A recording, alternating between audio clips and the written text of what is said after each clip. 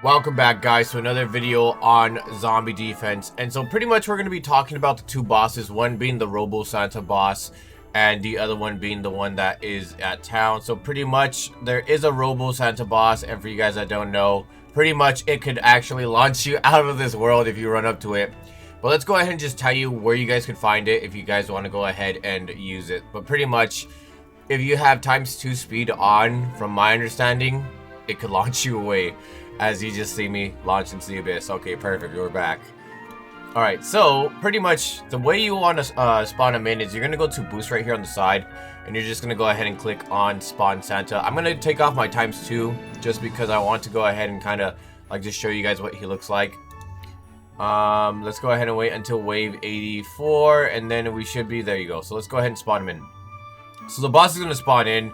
He's gonna have 1,000,000 health, and yes, unfortunately, Santa right there drank a little bit too much milk and ate a lot of cookies, so he's a little tipsy right now.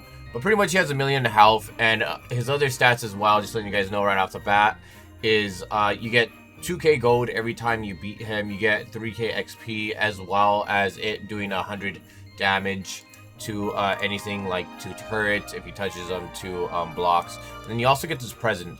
And this present can go anywhere from, my understanding, from 200 to about 750. And that's pretty much the Robo Boss. And we're going to go ahead and head to town now to go ahead and talk about the other one. So I did go over this before on my Christmas update video, but we're going to go ahead and just re-say it once again. For all you guys that just had a lot more questions on it, I'm going to go ahead and try to give you a little bit more detail.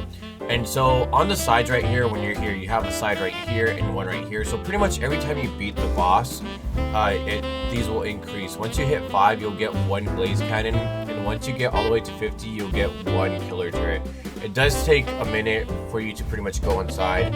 And at that point too, if you're playing on the public or you're playing with friends, they have a little bit of time to go ahead and run inside. So once we go ahead and spawn in, we're pretty much going to go ahead and have about, I want to say it's about 100 and I want to say 120. I'm not 100% sure about that, but 120 seconds.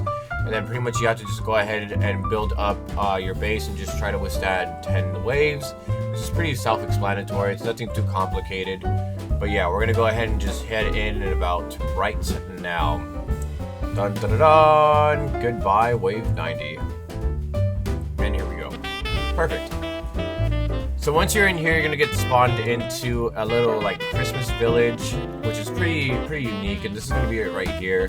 And the first thing I'm gonna do is I'm gonna go ahead and kind of block this pathway right here. I'm gonna try to block it so then when he spawns in, he doesn't exactly get destroyed completely. And I have a little bit of time to talk about him. I'm going to go ahead and drop some of our Star Destroyers down. And for you guys that already know this, you guys can get this in Mr. Snowy's shop. It's a very good thing to buy too. I think this is probably going to be one of the most overpowered, if not it is the overpowered turret in the game thus far.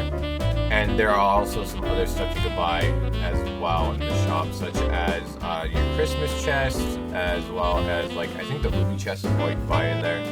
And you can buy some decorations, shield gens, and a couple other items as well. Okay, so that's all of them. Ooh. Alright, so let's go ahead and just add a couple of these guys right here. 1, 2, I'll just add 1 layer so then you guys can kind of see how they look. These are going to be your ice cannons as well. The only way you can get the ice cannons, from my understanding, is from the Christmas chest, as well as actually having a small % chance of getting them in here as well. And then this is going to be your glaze cannon right here. I'm just going to put 2 on each side. And so once you're waiting for the time to run down, you also have a couple other things you could do. Over here on the side, you can collect presents, and they do spawn at a significant rate. And I believe every time you do this, if you collect presents the entire time, you'll get anywhere from about 1k to about almost 2k. But yeah, so we're going to go ahead and just fast forward to when the waves begin. Now that it's officially started, we're going to have 2 portals that pretty much spawn on the sides, and we're going to have these frozen zombies come out pretty much. They're pretty easy to deal with as long as you have some effective cannons. You're going to have these types, which are going to be 1 through 5. They're just Frozen Invader zombies, and pretty much they're going to have 600 health.